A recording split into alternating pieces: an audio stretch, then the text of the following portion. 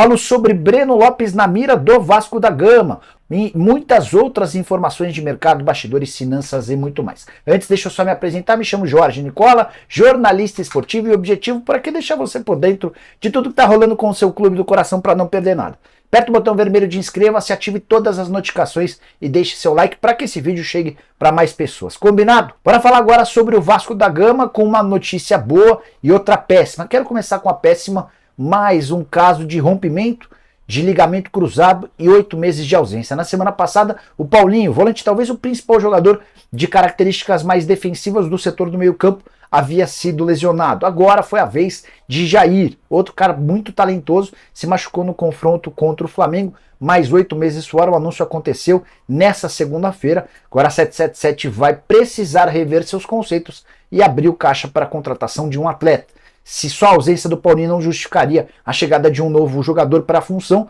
pessoal do Vasco entendia que sim, a 777 entendia que não. Agora com 2 atletas a menos, há sim a necessidade de contratação. Vasco que tem para a função de volante Zé Gabriel, Matheus Carvalho, Galdames e Esforça, os 2 últimos recém-contratados. Já Verratti, com um problema na coluna, merece atenção especial. Até por isso o Vasco reforça a busca por um atacante que possa fazer a função de centroavante. E o nome do momento é Breno Lopes, jogador que pertence ao Palmeiras.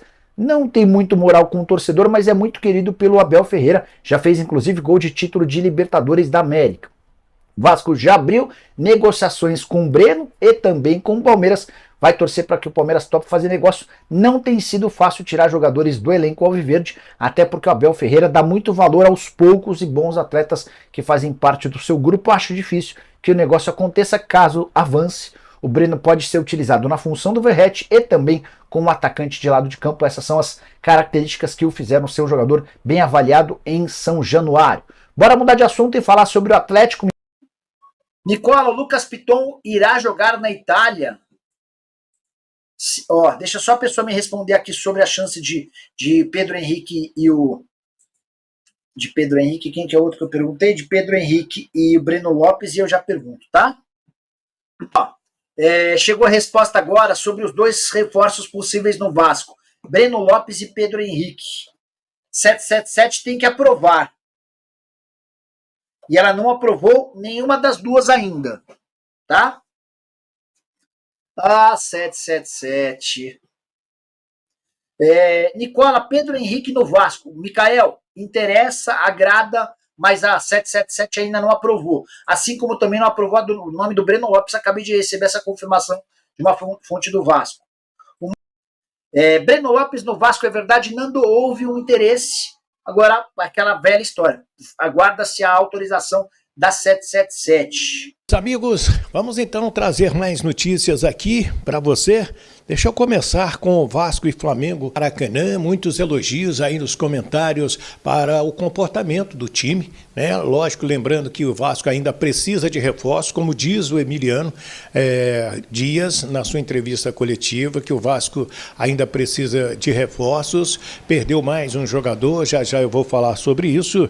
E fui dar uma olhada no borderô de Flamengo e Vasco do Maracanã, 0-0, mando de campo do Vasco da Gama, a renda de R$ 2.763.145,50. As despesas somaram R$ 2.016.045,57. Só do aluguel do Maracanã são exatamente R$300 mil. E as despesas operacionais chegaram a R$ 916.520,08. Cada clube está levando para casa R$ 358.285,89. Renda igual para o Vasco e para o Flamengo, tanto o Flamengo quanto o Vasco, R$ 358.285,89. Agora, de aluguel, Flamengo e Fluminense recebem mais R$300 mil pelo aluguel do Maracanã. O que você acha? Muita despesa? É caro jogar no Maracanã, né? Então, você tem que ter um ótimo público. O público de ontem chegou à casa dos 54.130 pagantes, 56.318 torcedores presentes, né? 54 mil pagantes. Agora é Vasco e Audax, quinta-feira, 21h15 em Manaus, na Arena da Amazônia. Vamos para a 7ª rodada da Taça Guanabara e após o jogo de hoje à tarde, entre Madureira e Portuguesa 0-0, as colocações ficaram assim, as principais. Em primeiro, Fluminense, 14 pontos. Em segundo, Botafogo e Nova Iguaçu com 11 pontos. Em quarto, Madureira e Boa Vista com 10 pontos. Em quinto, Flamengo, o Vasco e a Portuguesa com 9 pontos, né? Nos critérios de desempates, o Flamengo é o quinto, o Vasco é o sexto, a Portuguesa é o 7º colocado. É isso? Não, o Flamengo é o 6º colocado, o Vasco o 7º e a Portuguesa a 9ª colocada, porque o Madureira é o 4º e o Boa Vista é o 5º com 10 pontos. Então é importantíssima a vitória de quinta-feira em cima do Audax lá em Manaus, para o Vasco chegar a 12 pontos na competição. Paí, com o 3º cartão amarelo, está fora desse jogo. Ele volta na quarta-feira de cinzas, dia 14 de fevereiro, no clássico contra o Fluminense no Maracanã. 21h30, horário desse jogo de quarta-feira, 14 de fevereiro, contra o Fluminense no Maracanã. O mando é do Fluminense. E não sei se vocês assistiram. Eu vi até na Net Vasco, né? Na Flá TV, um pequeno rubro-negro perguntado pela repórter da Flá TV de qual jogador que ele gostou mais no primeiro tempo, e ele não pensou duas vezes, falou Paí. Então, Paí joga muita bola, agrada as crianças dos outros times também. Jogador habilidoso, né? Traz consigo esse carinho, esse respeito, essa admiração das outras torcidas. Não é nada demais. O bom é que criança não mente. Criança é muito autêntica e é legal, né? A gente vê isso aí. Muito bacana. O Paí, portanto, 3º amarelo, está fora do jogo contra o Audax. Na quinta-feira, volta no clássico contra o Fluminense. Amanhã, às 13 horas, lá em São Januário, tem um pacotão de apresentações de reforços. O Adson, que deixou uma ótima impressão na sua estreia no Maracanã. Inicialmente ele não seria relacionado, acabou sendo, entrou no segundo tempo e fez boas jogadas pelo lado direito. Muitos comentários aqui no nosso canal de pessoas que gostaram da estreia do atacante Adson, ex-Corinthians. Também teremos a apresentação do Vitor Luiz, lateral esquerdo, que veio lá do Curitiba, que já jogou pelo Botafogo. Goleiro Kehler, né, que era um Vasco.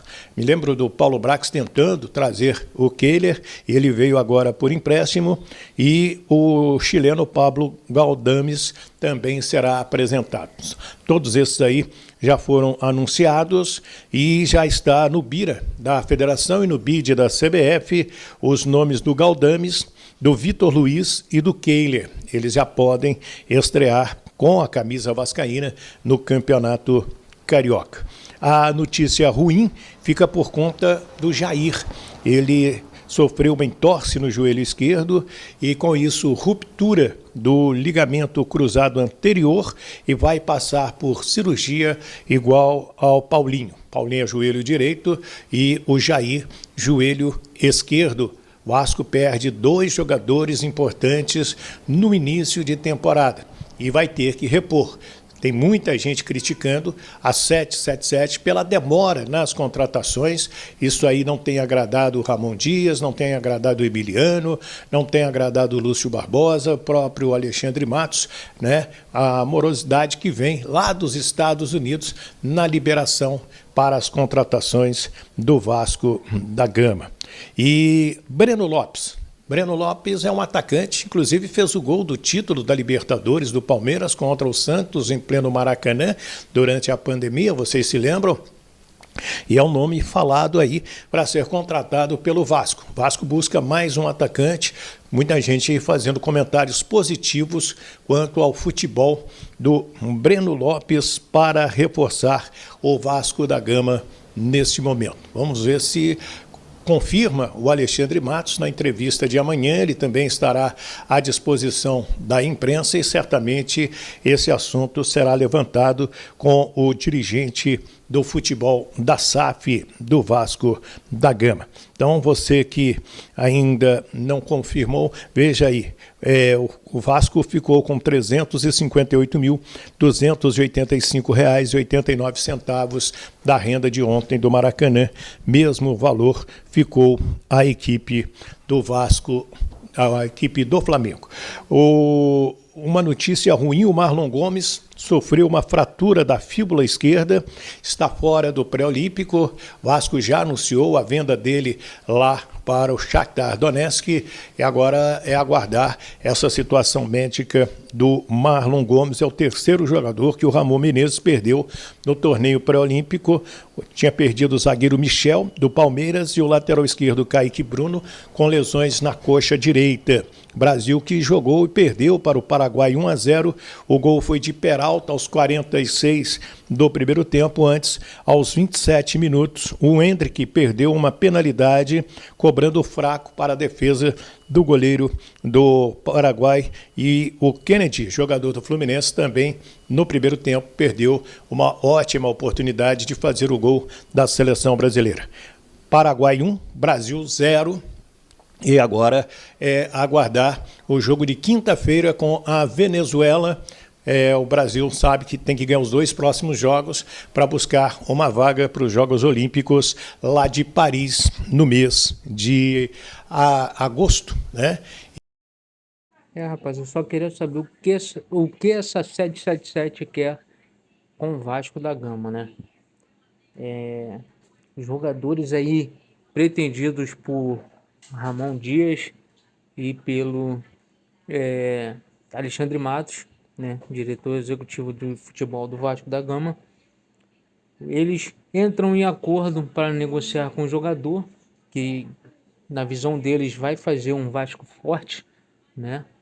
A gente sabe aí o histórico do Alexandre Matos, que sempre monta times aí, né, que foram campeões, mas no Vasco não está conseguindo, né? Ele pretende um jogador, chega a um consenso com o Ramon Dias, mas a 777 trava as negociações, não dá resposta de imediato, né? Demora a responder sobre querer ou não o jogador, né?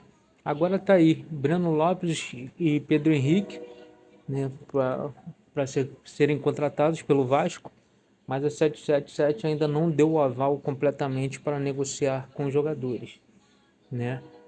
O Vasco vem sofrendo agora aí com lesões, né? Teve o desfalque aí do Paulinho, que provavelmente não joga mais essa temporada. Caso recuperar a tempo, deve pegar a temporada já perto de se encerrar, né? E o Vasco aí sofre a lesão também do Jair, né? Então o Vasco tá com problema. Aí outro problema também vem no ataque agora, que é a lesão aí que o Veguete, né, tá sentindo dor na costela e precisa ficar aí uns 3 jogos mais ou menos, né? Vai ser 3 jogos aí de desfalque do Vasco da Gama, né, pelo Campeonato Carioca, para poder se recuperar. Então o Vasco precisa de reforços, mas parece que a 777 não tá nem aí, não quer contratar jogador, né? E isso aí é complicado, né? O Pedrinho não consegue ter voz ativa dentro do clube, né? Porque a 777 é que manda.